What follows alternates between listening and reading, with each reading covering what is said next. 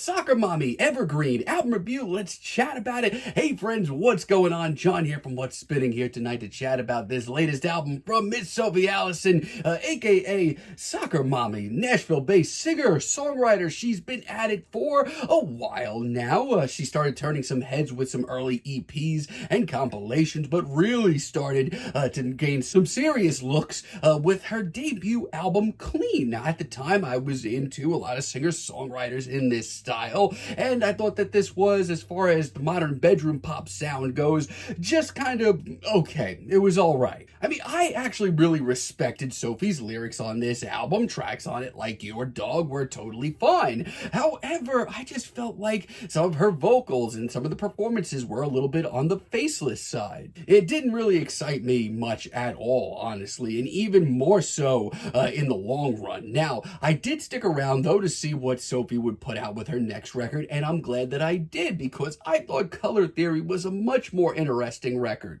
While it wasn't anything too crazy or outside of the box, Sophie's turn for the more throwback alternative rock sound from the 90s was really fruitful.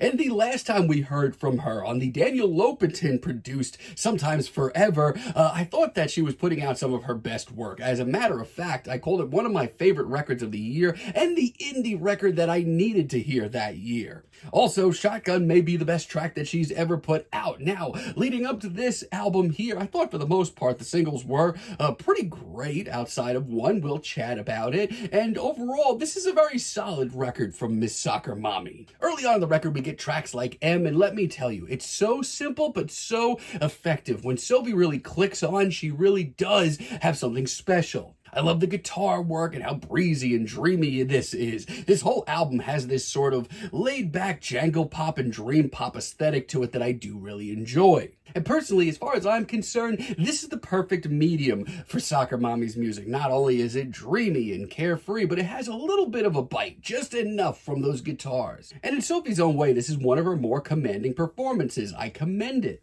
Also, that finale is just so sweet. Then we get Driver up next, and let me tell you, since this track dropped, this is the single that really hyped me up the most for this record. Since it dropped, I thought it was one of the best indie singles that I've heard all year. My thoughts haven't changed. And yeah, it is one of her heavier songs. It's got some grit and some drama to it. But it also has that 90s flair and a cinematic edge, and easily one of the more interesting hooks that we get on this record.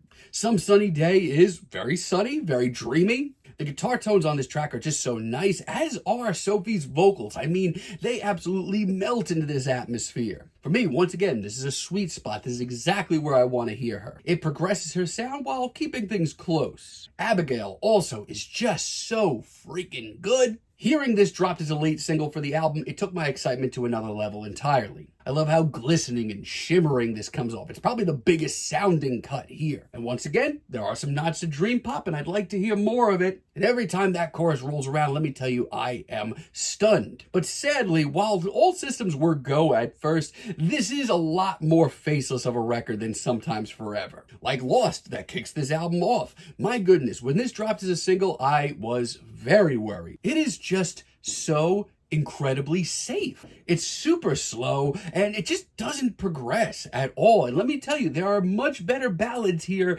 than this. Changes, at the least, has some potential. I mean, the strummed, very breezy riff that we have on display, that's real nice. I mean, when she does that throwback 90s alternative sound, very rarely does it come off out of place or dated. I just wish that her performance on this track was a little bit more descriptive. I need a little bit more. Once again, her vocals do melt into the atmosphere on this track, but this time around they are like really boring. The pieces are here though, and Anchor, I have a lot of the same thoughts on. It's an awkward cut, mostly because this is probably the most experimental thing that Sophie's done maybe ever. And I respect that. Like, let me tell you, when artists take risks like this, I'm usually in their corner, but why is this so clumsy? The riff never really gets on the ball, and Sophie never really sounds confident with this track. I'm all for risks, but they do need to sound good. This chorus also, no bueno. But while not perfect, I still think this is probably one of the better indie releases you're gonna hear this year. Like Thinking of You, for example, I love how gloomy and downtrodden this track gets. For one of the slower and sleepier tunes, this is a personal favorite of mine. I love the sense of finality to this, and while